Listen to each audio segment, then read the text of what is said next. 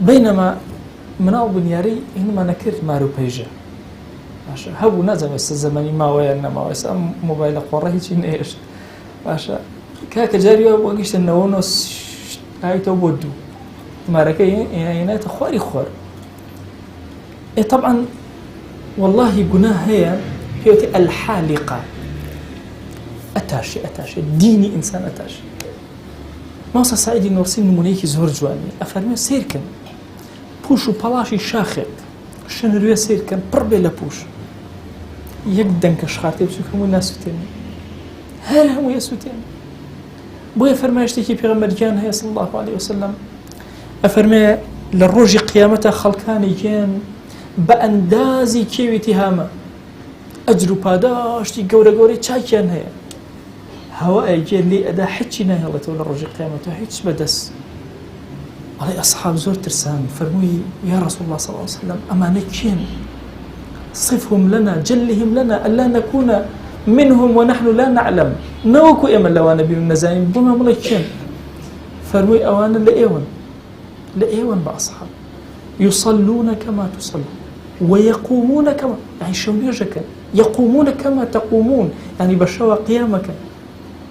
باشا زكاتين بالرجوع ابن هموش تيجكن أي شيء هو كاركيتشي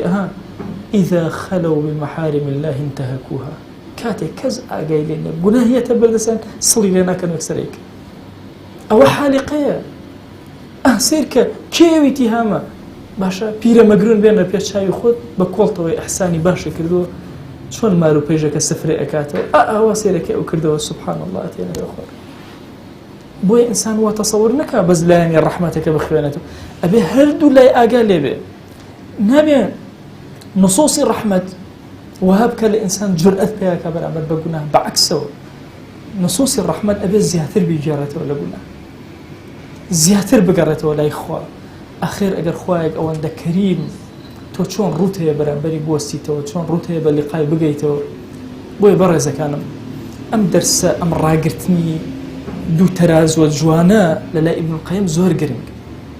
ابن القيم عالمك وعارفك زور كوري أزاني أم دقانا هموي دقي الصحيحة ودروسته وممكن إنسان خوشي فيه هالبواسة بلام خو هالبواسة نكا غلطة إنسان والي أكاد جريء ببرامل بقناه جوانا داتي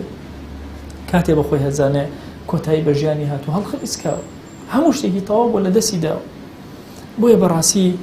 لم زمني فتنيا أبي إيما جانبي إنذار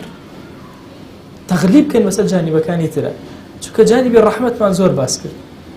زور من باسكر وخلقي زور توبة كردو بجانب الرحمة بلام للايك ترى خلق من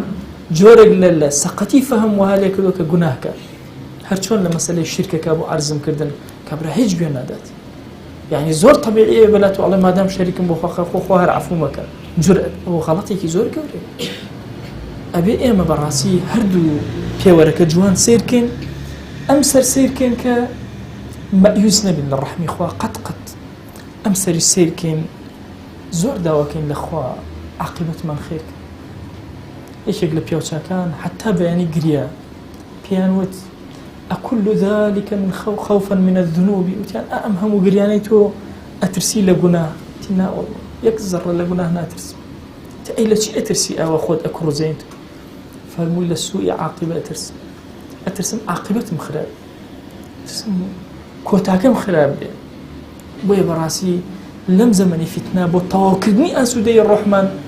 بيوسمان بمخالة زور أميج أوي بالانس رحمتي إخوة